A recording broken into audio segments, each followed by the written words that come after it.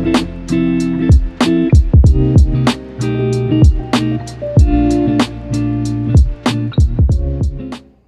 friends, welcome back. If you're new here, my name is Steph, triathlete, baker, engineer, and today I'm going to be teaching you how to make gray cloud with silver lining macarons.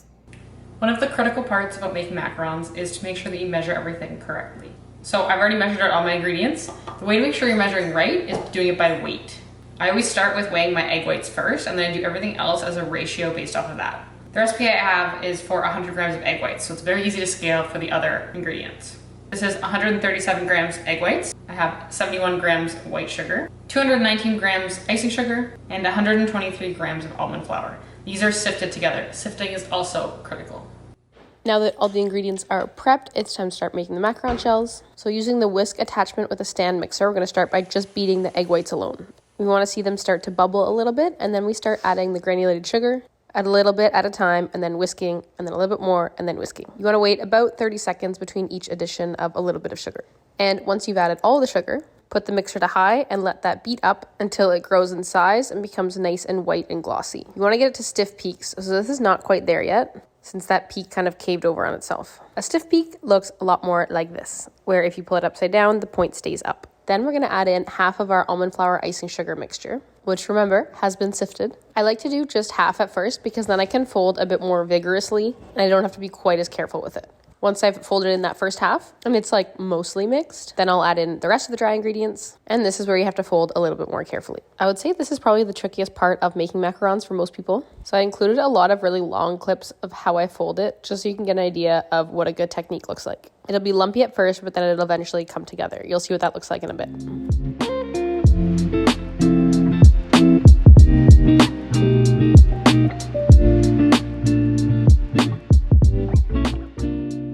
This whole process can take from like 5 to 15 minutes, so just be patient with it. It is an arm workout. You can test to see if it's done by pulling your spatula out of the bowl. And if the batter falls off in chunks like this, it's not quite ready yet.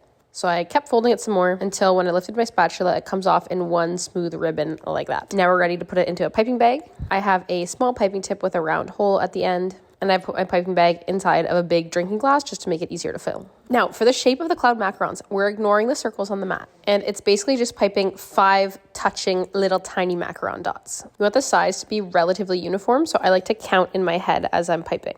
So I'll be like 1, 2, 3, done. And if I keep that same rhythm for each of the dots, they'll be about the same size.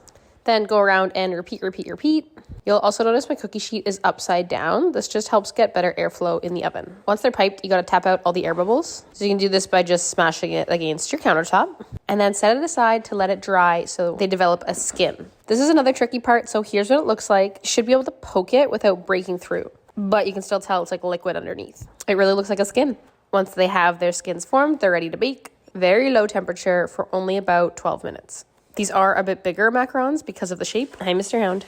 So the baking time might be a bit longer. You will know they're done when you can kind of push on the top of it and it doesn't wiggle around, like in relation to the bottom of it. It should be one solid cookie, but don't wait for it to be golden because that means they've cooked too much. You will also know they're done when they come off of your macaron mat without leaving behind any residue. So I slightly underbaked mine because you can see some residue there, but that's okay, they were fine. Here's what a pair of the shells looks like lined up. Got some pretty feeties. Now for the filling, I did an Oreo buttercream because this was her friend who loves Oreo, and I thought it would go nicely with the theme as well. So I actually used the same round piping tip that I used to pipe the macarons, just for consistency. And then I piped it the same way that I piped the macarons. So 5 blobs following the shape of that cloud. I added a couple extra dollops to make sure the shell was full, and then closed it up with the lid. And that's it for the macaron filling.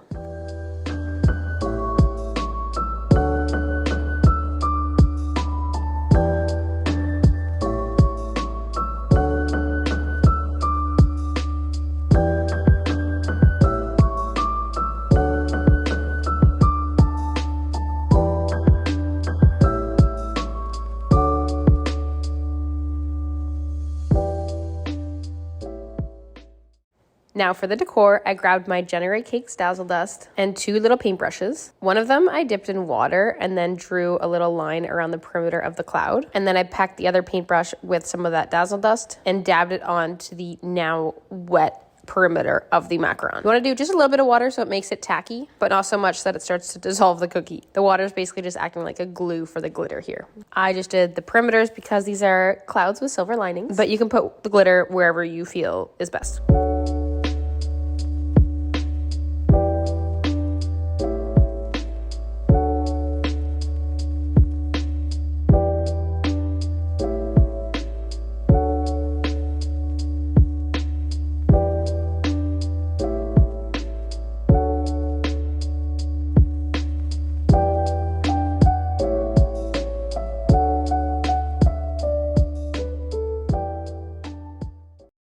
And that's it, friends. We have our Oreo-filled gray cloud with silver lining macarons. They're cute, they're whimsical, they're sparkly. They kind of match my nails, which I love. And most importantly, they are absolutely delicious. Give this recipe a try if you're looking to boost someone's mood. And yes, that someone can be yourself as well.